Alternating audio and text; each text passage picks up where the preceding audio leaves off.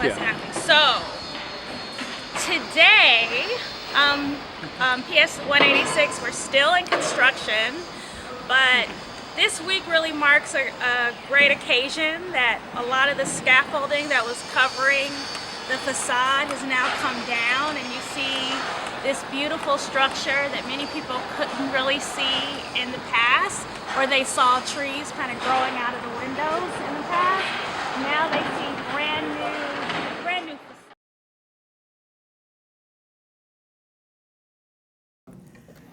Hi there. Welcome to Our Children. I'm Beverly Gilchrist, and today my guest is Dominique Jones. She is the director of the Boys and Girls Club of Harlem. Now, I know you've heard me talk about this club many, many times, and I finally got somebody on who can tell you so much about what we do. Since Dominique has been on board with us, it's almost a year, she's done a phenomenal job. I mean, we have moved onward and upward, and it's a blessing. So please, let me introduce to you Dominique Jones. Hi, Dominique. Hi, Beverly. Thank you for having me on today. I'm glad to have you. I just wanted to tell you, ask you to tell the audience a little something about what we do there. You know where to go, from programming to the new site, which I have mentioned to them too, and fundraising. We do a lot Don't of forget that. Well, hi. Definitely, you know, it is my joy to be the executive director for the Boys and Girls Club of Harlem, and it is a joy to work with both you and Mr. Gilchrist every day to make sure that our young people have access to opportunities that they may not have access to otherwise. So you and your husband and others that serve on the board of directors should be commended for the commitment that you've made to the organization for over 35 years, and we thank you for that. The Boys and Girls Club of Harlem has been around for 35 years. We celebrated our 35th anniversary this fall. We had a wonderful event bringing together all of Harlem, the Harlem community, to support the club and actually push it into its new era, its next phase. But also paying tribute to the past, because I think we are continuing to do the things that our founders set out to do. So both M.L. Wilson, Reverend M.L. Wilson of Convent Avenue Baptist Church, and Reverend Grant, who preceded him, had a vision to be able to provide a safe space for young people in the Harlem community to go to have recreation, to have mentorship, to have access to other experiences that are important as children develop. And so the board of directors has really kind of maintained that legacy and taken it to the next level. What we do at the Boys and Girls Club of Harlem is provide after-school services and youth development programming to over 500 children across the Harlem community. We are open 5 days a week in several sites. So we work out of our main site, the M.L. Wilson Clubhouse, and we also work at Frederick Douglass Academy, where we work primarily with middle school students. And then we're at Manhattanville Community Center, where we work in partnership with other community-based organizations to serve the youth that live in that public housing facility in the West Harlem community. This year, we're working to expand to another site, PS 125, the Ralph Bunche Academy, working with elementary school students. And it's really been a great joy as a new person in the Boys and Girls Club to see a program start and to kind of watch it in its first year of evolution. So I'm excited about where that program will go.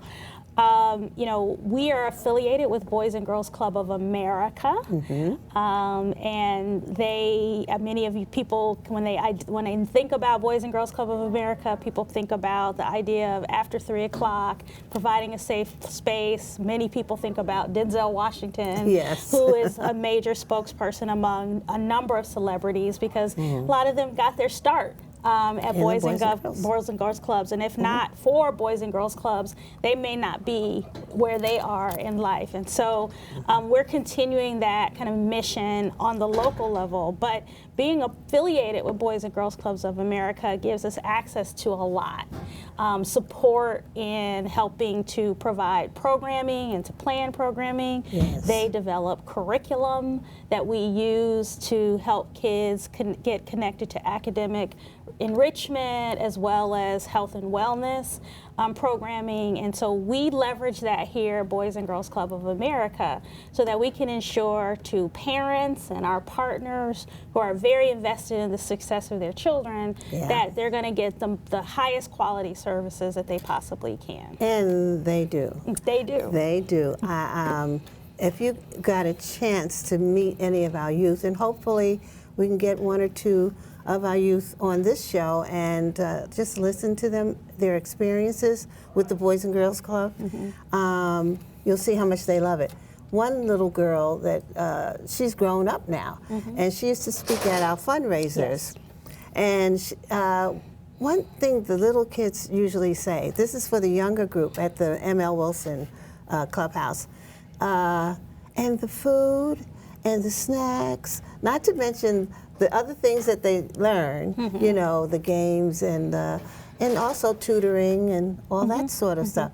But they really like the food, and so if your child likes to eat, I mean, you know, you might want to think about that, you know? Well, definitely we want to provide not just snacks, but nutritious snacks for all the kids that we serve. And, you know, which brings me to, you know, our future. You know, Boys and Girls Club's motto is great future. So we work with great futures, and we have a great future as a Boys and Girls Club.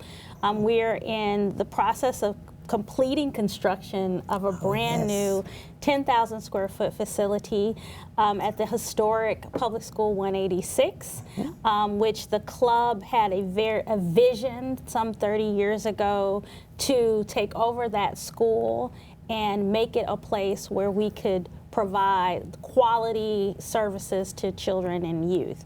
It's taken some time to make that happen. It's been definitely a labor of love. However, we're now in the process over the last 10 years of being able to get that facility developed. And we're proud to say that it's almost done. And you know, we, every day that I go in, and I know that you've been in the facility as well, we're amazed to see how fast the construction is going. We have, you know, there'll be not only a 10,000 square foot facility for the Boys and Girls Club, there'll be 79 units of affordable housing atop this historic building, which will ultimately be a part of the National Historic Register or Register of Historic Places. And we're so pleased that we can be part of a group of folks who want to not only provide these youth development services, but to provide a real critical need for our community, which is affordable housing. I can't tell you how, I mean, many of us know that it's become increasingly more and more expensive to live in New York City, and particularly in the Harlem community. You know, rents are going up astronomically, and so for us to be able to, you know, preserve a building, to make sure that it has housing for families and individuals who, you know, have difficulty affording housing is a great thing that we can do. And it's unprecedented in the Boys and Girls Club movement, as I understand it, in that we're the only club that has actually developed new housing in addition to a Boys and Girls Club. We've, you know, there are Boys and Girls Clubs in public housing facilities.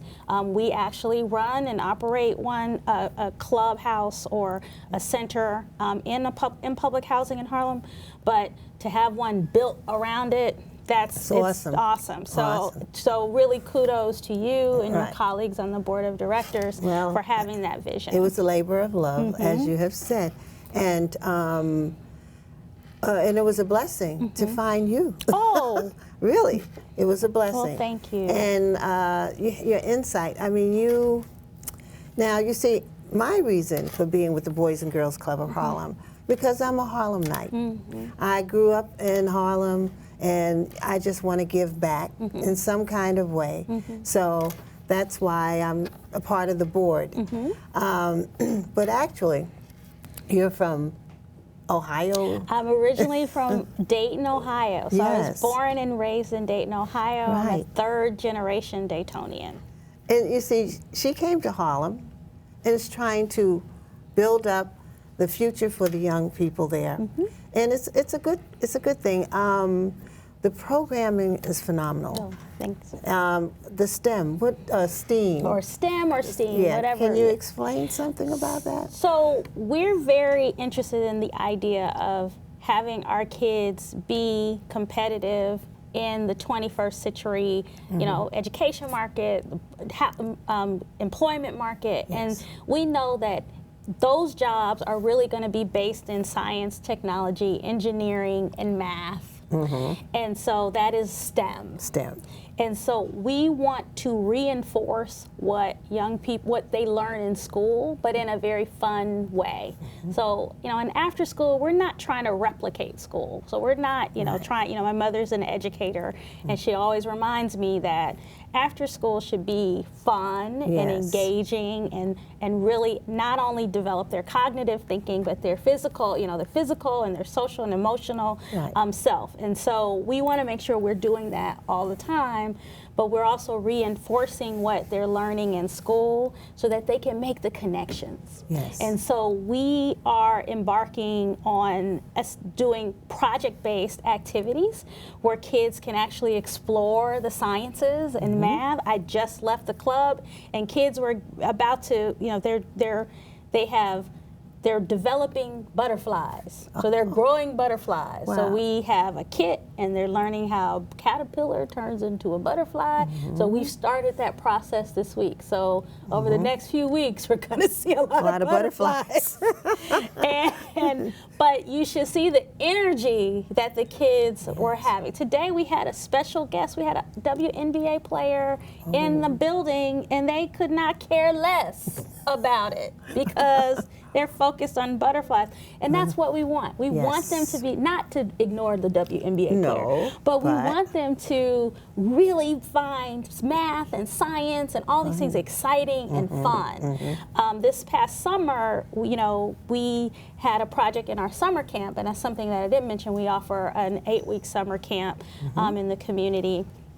And we did, you know, we were trying to help kids understand the power of the sun and what we can do to harness the power of the sun. So we had a project called Pizza Box Ovens. So kids created their own pizza box ovens. They took a pizza box, they put aluminum foil, and they fixed it a certain way. They did their artwork, you know, made it look custom for them. Yes. And then they cooked s'mores in the hot sun. And for weeks, they were like, this is not gonna work. It's not gonna work. I can't believe you. I don't believe you. And sure enough, when they went outside and saw how those ovens that they made actually made a s'more, they were amazed. So that got them really excited about the earth and conservation and how we can use solar energy to power our homes and other things. So, you know, those are the things that's the interest. We want to spark that at the club. And in that, we think that they're going to be even more successful at school. Boys and Girls Club of America has a theory of change, or their approach to the work is in that if we provide the kids that need us most with very engaging activities, high yield learning activities, we're actually going to improve their academic outcomes, their health and wellness outcomes, and their character. And it's been proven, you know. We've got quite a high rate of graduates. I mean, our kids don't fail. Yes, they don't. They don't fail. They do well in school, and they move on to higher education. Yes, they do. And one of the things is that we want to expose them early to the opportunities that higher education will provide them with. So, you know, we think about getting them onto college campuses. We're very fortunate to have 2 major college campuses in our backyard. That's right. The City College of New York and Columbia University, and there are other educational institutions throughout Harlem. So we want them to access those institutions and see you know, what they look like, but also experience the students. Exactly. So they're coming into our programs and volunteering every day and doing really fun and exciting things. And, you know, kids see themselves in those students. And if they see a young African-American male who's studying engineering that goes to an Ivy League institution, they can say, well, I'm a young African-American, I can do that too. Yeah. And so our goal always is to expose children to future and to success and to see themselves in their future. Right. It's amazing. It's all well. You know, I mentioned to the audience about how important it is to try to get your child into some sort of activity or program. And I highly recommend the Boys and Girls Club of Harlem. They do many things and fun things, you know. And also, we give certain events. I mentioned this is back in, was November? Yeah, the early part of November. We had a fundraiser. We had a ball. We had some of the children from one of our sites come, and they did the dance and Dance and singing and drums. Yeah, and it was beautiful. And we had a couple of speakers, and it's something to be involved with. I think a lot of us, if you wanted a charity of choice like mine, the Boys and Girls Club of Harlem is a bet. Of course, we need funding because this is a nonprofit organization. And I suggest you, at the end of the show, you will see on the title, the Boys and Girls Club of Harlem, and it'll give you the website to go on to make donations if you care to. Our children are our future, so we want to make sure that they have all that they can get to become an adult, maybe a little Obama, something like that, you know, maybe. Well, we know that Obama start with loving and caring parents and loving and caring community and opportunities. And so you're very right. We can't do that without the support of the broader community. And the event you referenced in November not only raised dollars for our organization, they raised awareness. They raised awareness of who we are and what we are doing and what we want to do. And that energized us and helped us connect to so many more people in the Harlem community that we couldn't have gotten to otherwise. So we now have engaged more volunteers, more donors, more partners, just because we had a fabulous event. And you were there, you know, having a good time. I saw you there, you know, dancing around. No, not trying, really actually dancing, putting a lot of people to shame. But, you know, that celebration of our history and the celebration of our future was so important. I will say to you, and I'm so glad that you brought this up, funding is critical. We have to continue to raise dollars. That's a lot of my day-to-day responsibility. And, you know, they're government dollars, they're foundation dollars, but I'm going to tell you the dollars that individuals give to us help our work go a long way, help to sustain our work, and actually increase the impact that we can make. So individuals like you coming to the table, coming to our website, you know, and making a small donation, no matter how small. You know, we take $1, we take $10,000, but you know, your commitment shows the world, shows the community that we are a credible, strong organization, and so we want to continue to receive your support and then demonstrate to you the impact that we're making. Right, it's true. We not only raise funds, we also can what do you call it, donate to sponsor a child for the summer day camp. That's helpful because sometimes parents can't really afford it, and they have to work and they need a place for their child to be. And what's safer? There's nothing safer than the Boys and Girls Club of Harlem. And I think we're the only Boys and Girls Club in Harlem.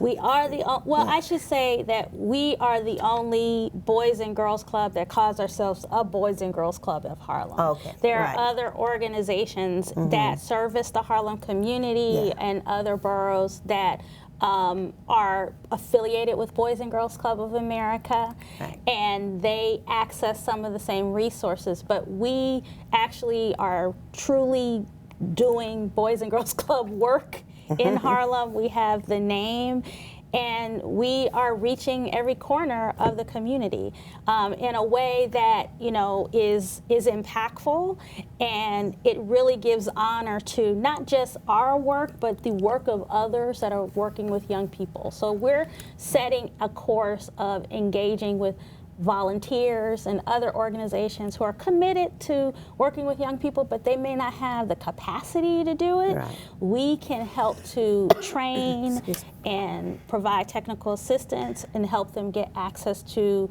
some of our resources so that they're able to serve those kids. That's the only way we're going to really be impactful. Not every kid can access the current, the current capacity. So we want to expand the capacity in the community. Right. And so I think that's part of our vision in the future and what our new facility is going to enable us to do, because it will be a facility that definitely will support kids, but we can bring people in to train them. We can bring people in to observe what we're doing, and that's amazing. That's exciting. And ultimately what we'll see is we'll get more people doing best practice and quality services for young people and children. So I'm excited about the future. We have an Olympic person working with our children. We do. And that's in health, physical, what is it? It's in health and wellness, and so she's our health and wellness coordinator. She is an Olympic caliber runner, track and field, and so she actually is in contention to go to Brazil with the Ghanaian national track team. Wow. And she's a Columbia alum, and we're so proud of her, and our kids love her. Yes. I see her every day working with not just our smallest kids, but our biggest kids. And they all are starting to get moving, to eat healthy, to think about what they're eating. Some of us don't. I know I don't often think about what I'm eating. Either. So the fact that we're starting at an early age, and again, they see someone like them that is helping to promote those healthy habits, and to also infuse exercise into that is an amazing thing. And I will tell you, in the current space we have, which is kind of small, she's got kids running and jumping and hula hooping and all the things that kids should do anyway because it's fun to do. Exactly. But she's helping them see that it's important to do those things so that you can stay fit and healthy. So I'm very excited about her. We're proud that she's going to be representing her country in the Olympics. And what's her name? Her name is Nadia Eke, and she's amazing. Listen for that name. Listen for that. She's going to be a superstar. Yeah. I know she will. See, so I think we have it all. If we don't, we're going to get it all. Yeah. Because it's about our children.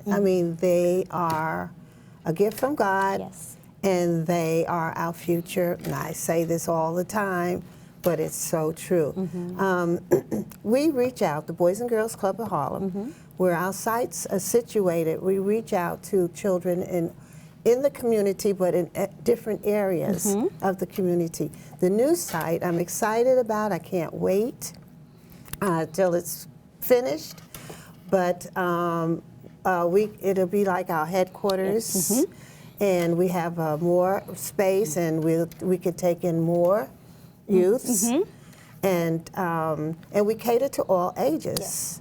we have where we are now, and the new site will be mainly for, right, the younger, Well, the new 6 to 12. where we are now, we mostly engage 6 years old to 12-year-old. The Right. new site will be able to serve pre-K through 18, Oh, good. and even a little older. And we also want to provide services to adults as well.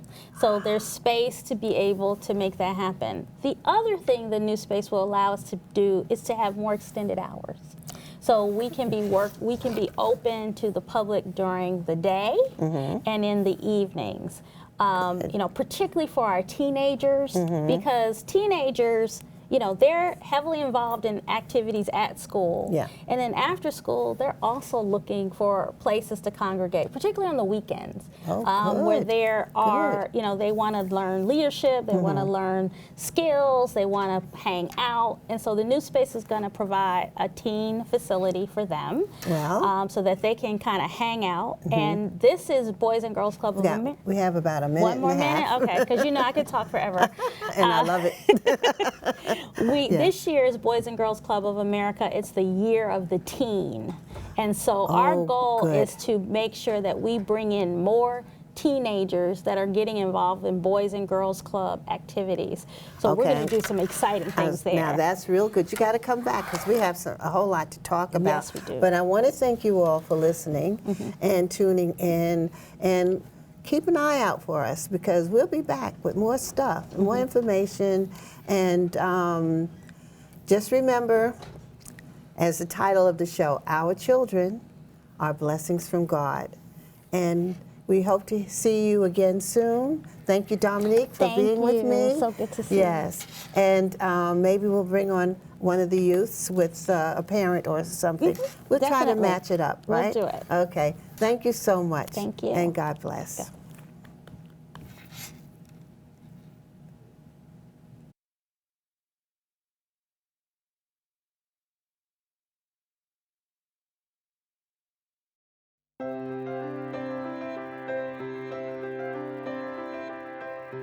I love the club. It's the reason I'm here. It's taught me so many lessons, and I can talk about it in a positive way and in an honest way for the rest of my life. In a community or in a town, your role models are the people that you deal with, that are in your face, that you talk to, that you can ask questions to, not necessarily some basketball player or actor on screen. So I had great role models, Billy Thomas and all the gentlemen that worked with us, going all the way back to when I first joined in 1959. Yeah, in our club, I think Billy Thomas started it in our club. He would go put up all the pennants. When anybody went away to college, they brought back their pennant and they would put it up on the wall, and it was actually the hallway going into the gym. So after a while, they're getting more and more and more, and it allowed you to imagine, places that you'd never been to or thought about. Like we had a guy who actually played in the NBA, Gus Williams, won a championship with the Seattle Supersonics back in the 70s, and he went to USC. And I would look at that pennant and I was like, wow, California, I wonder what they do out there. And, Notre Dame and this one and that one. It was a way to make you dream bigger than your 4 square blocks. Boys and Girls Clubs, great futures start here.